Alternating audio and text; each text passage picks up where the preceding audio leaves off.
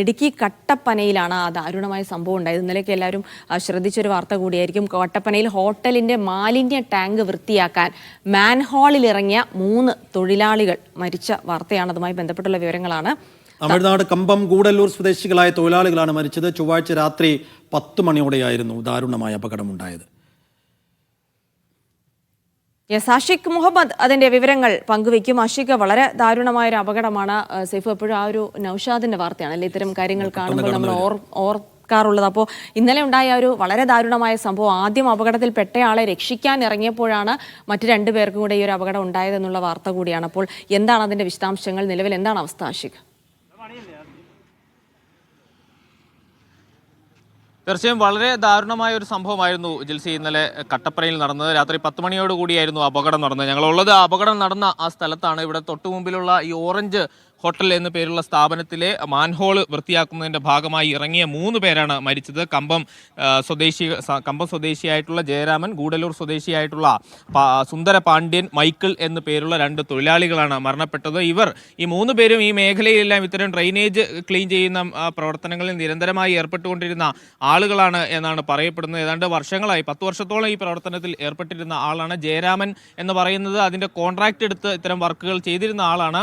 അതുകൊണ്ട് തന്നെ വർഷങ്ങളുടെ പരിചയം ഈ മേഖലയിൽ ഉണ്ട്. അതിൻ്റെ ഒരു ആത്മവിശ്വാസത്തിൽ കൂടിയാണ് ആദ്യഘട്ടത്തിൽ ആ കൂട്ടത്തിലുള്ള ഏറ്റവും മുതിർന്നയാൾ മൈക്കിൾ അതിനുള്ളിലേക്ക് ഇറങ്ങുന്നതും അയാൾ അതിനുള്ളിലെ വിഷവാതകം ശ്വസിച്ച് ബോധം നഷ്ടപ്പെട്ട് അതിൽ വിട്ടുപോകുന്നതും. അത് ഏതാണ്ട് വലിയ ഒരു കുഴിയാണ്. ഏതാണ്ട് 15 അടിയോളം വ്യാസവും 8 അടിയോളം ആഴവുമുള്ള വലിയൊരു കുഴിയാണ്. മാലിന്യങ്ങൾ നിക്ഷേപിക്കുന്ന കുഴിയാണ്. അതിനുള്ളിൽ ഉള്ള വിഷവാതകം ശ്വസിച്ച് അതിനുള്ളിൽ ബോധം കെട്ട് പോവുകയായിരുന്നു. തുടർന്നാണ് മറ്റ് 2 പേരും രക്ഷിക്കുവാൻ വേണ്ടി ഇറങ്ങുന്നതും അതിനുള്ളിൽ ബോധം കെട്ട് പെട്ടുപോകുന്നതും. പിന്നീട് 2 മണിക്കൂറോളം നീണ്ടു നിന്ന രക്ഷാപ്രവർത്തനത്തിനൊടുവിലാണ് ആ 3 പേരെയും പുറത്തെത്തിക്കാൻ കഴിഞ്ഞത്. നമുക്ക് നമ്മുടെ കൂടെ ഒരാൾ കൂടി ചേരുന്ന ഒരു പ്രദേശവാസി തന്നെയായിട്ടുള്ള ആളാണ്.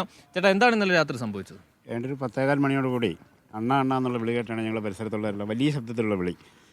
ഞങ്ങൾ പെട്ടെന്ന് ഓടി വരുമ്പോൾ ഇവിടെ നിൽക്കുന്ന ആൾക്കാർ വിളിക്കുന്നുണ്ട്. ആദ്യം ഒരാൾ രക്ഷിക്കാൻ വേണ്ടി ഈ കുഴിയിലെ ഈ മാൻഹോളിലേക്ക് ഇറങ്ങി.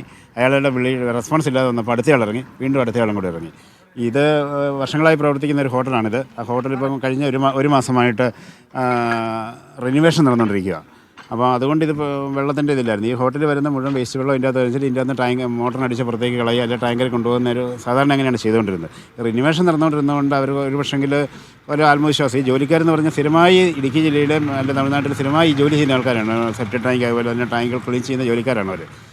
ഒരാൾ നടത്തിപ്പോൾ മറ്റേ കമ്പക്കാരനാളെ നടത്തുമ്പോൾ മറ്റുള്ള എല്ലാവരുടെ തൊഴിലാളികളുമാണ്. ഈ ഒരാളിറങ്ങിയത് കിട്ടാതെ വന്നപ്പോഴാണ് ഇതിങ്ങനെ വന്നത്. അവരുടെ ശ്രമം ഫലിക്കാതെ വന്നപ്പോഴാണ് പെട്ടെന്ന് നമ്മൾ ഫയർഫോഴ്സിനെയും പോലീസിനെയൊക്കെ വിളിച്ച് വരുത്തി. അവർ വന്നിട്ട് എല്ലാ സംവിധാനത്തിനും കൂടി ഇതിൻ്റെ ഇറങ്ങാൻ നോക്കിയിട്ട് അവർക്ക് ഇറങ്ങാൻ കഴിഞ്ഞില്ല ഫയർഫോഴ്സിന്. കാരണം മാൻഹോളിൻ്റെ ഒരു പ്രത്യേകത, അത് ഒരു 1.5 അടി സ്ക്വയറുള്ള ചെറിയ മാൻഹോളാണ്. ഇത്രയും വലിയ ടാങ്കിൻ്റെ അകത്ത് ഇത്രയും കിടക്കുന്നതുകൊണ്ടാണ് ഇത് വന്നത്. പക്ഷേ അധികം വെള്ളമൊന്നും അതിൻ്റെ അകത്തില്ല. പക്ഷേ ഈ വിഷവാതകം നിറഞ്ഞു നിന്നുകൊണ്ട് ഇത് വളരെ പെട്ടെന്ന് സംഭവിച്ചു. പിന്നെ ഇതൊരു സ്ഥിരമായി വണ്ടി പാർക്ക് ചെയ്യുന്ന സ്ഥലമായിട്ട് നല്ലപോലെ 5-6 ഇഞ്ച് കനമുള്ള സ്ലാബിട്ട് ആ സ്ലാബിൻ്റെ മുകളിൽ ഇവിടെ 3-4 ടാങ്കുകളുണ്ട് ഇതിന് പല ഉപയോഗത്തിനുള്ളത്. അപ്പോൾ അതുകൊണ്ട് തന്നെ ഇത് പൊളിച്ചെടുക്കുന്നതിന് താമസം വന്നു. 2-1.5 മണിക്കൂറോളം കഴിഞ്ഞിട്ടാണ് ശരിക്കും അവരെ പുറത്തിറക്കാൻ കഴിഞ്ഞത്. സുരക്ഷാ ക്രമീകരണങ്ങൾ ഉണ്ടായിരുന്നില്ലല്ലോ ഇത്തരം പണിയിൽ ഏർപ്പെടും. ഇവർ ഈ സ്ഥിരമായി ജോലി ചെയ്യുന്നതിൻ്റെ ഒരു പ്രത്യേകതയുണ്ട്. അത് അവരുടെ ഒരു നാച്ചുറൽ ഭാഗം. ചെറുപ്പം ഇവർ വർഷങ്ങളായി ഇവർ ചെയ്തുകൊണ്ടിരിക്കുന്നവരായതുകൊണ്ട് അങ്ങനെ ചെയ്യത്തില്ല. ഇപ്പം സുരക്ഷാ ക്രമീകരണങ്ങളോട് കൂടി വന്നിട്ട് പോലും ഫയർഫോഴ്സിന് പോലും അവിടെ അന്നേരം അത് ചെയ്യാൻ കഴിഞ്ഞില്ല. ആ നിലയിലാണ് സൈഫുദ്ദീൻ കാര്യങ്ങൾ ഉണ്ടായിട്ടുള്ളത്. വലിയ 2 മണിക്കൂറോളം നീണ്ട രക്ഷാപ്രവർത്തനമായിരുന്നു നടന്നത്. 3 പേരുടെ ജീവൻ രക്ഷപ്പെടുത്താനുള്ള പൂർണ്ണ ശ്രമങ്ങൾ നടന്നിട്ടും അത് പരാജയപ്പെട്ടു പോവുകയായിരുന്നു. നിലവിൽ മൃതദേഹങ്ങൾ ഇവിടെ കട്ടപ്പന താലൂക്ക് ആശുപത്രിയിലാണ് സൂക്ഷിച്ചിരിക്കുന്നത്. പോസ്റ്റ്മോർട്ടം നടപടികളടക്കം പൂർത്തിയാക്കിയ ശേഷം മൃതദേഹം ബന്ധുക്കൾക്ക് വിട്ടു നൽകാനുള്ള നടപടികളാണ് പോലീസ് ഈ ഘട്ടത്തിൽ സ്വീകരിച്ചിരിക്കുന്നത്. ഒരുപക്ഷെ ഈ ഹോട്ടൽ ഉടമകൾക്കെതിരെ അടക്കം നടപടികൾ ഉണ്ടാകാനുള്ള സാധ്യതയുണ്ട്. ഈ വിഷയങ്ങളെല്ലാം പരിഗണിച്ചു വരികയാണ്, പരിശോധിച്ചു വരികയാണ് എന്നാണ് നഗരസഭ അധികൃതരും ഈ ഘട്ടത്തിൽ നമുക്ക് വീണ്ടും ബന്ധപ്പെടാം.